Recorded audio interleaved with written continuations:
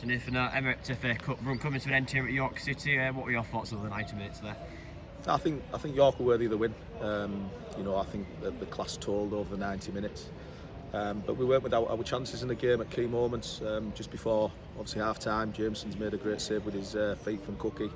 And at that, you're going in 2-1 and all of a sudden you think, well, we might have a chance there. But second half, they've kind of really closed it out. But again, we've had chances again, to come back into the game. Unfortunately, we just didn't take them. But they're worthy of the 2-0, yeah. You mentioned that Liam Cook effort just before half-time. Do you feel that it might have made the second half a bit more interesting and perhaps given Whitby a good chance of getting something from it? I think so. I mean, when you come to a place like this and obviously a full-time club, you're always going to be against it. It's important, obviously, that little slice of luck, or at key moments you take advantage, and certainly at 2-1 it gives us something to obviously come out and go for. But again, like I say, York, with the possession, they closed the game out pretty well, to be honest. Yeah, and just looking at the 2 goals scored by Clayton Donaldson, obviously very experienced forward, and do you think that he showed his class there, or were you disappointed with some aspects of the defending in both? You're always disappointed with certain aspects, in the build-up. But if we're looking at it realistically, Shane's made a great save. It's that second period where obviously Clayton's coming. That's his experience. He's read that, and he's had 2 tap-ins, hasn't he? So, fair play to him for that.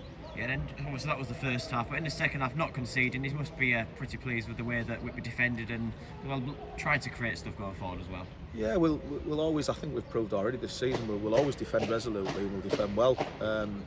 But we just didn't have that killer instinct. Like I say, the few times we went forward and we got into promising positions, we just didn't take advantage. So, you've just got to look at the reality. Really, it's one of them. It just wasn't our day from an attacking perspective, really.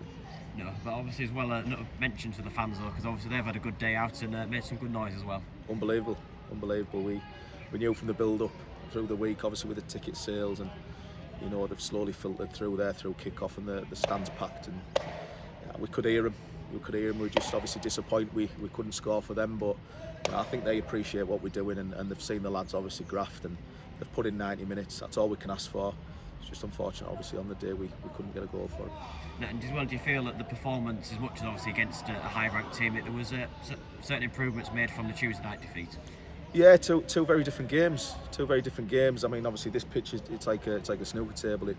Everything's got to be very precise. Everything's got to be to feet. It's a wet day. Everything that was going kind of over the top was following through, and that wouldn't normally happen on a pitch in our league. So it was a different game, but can't fault the lads' effort.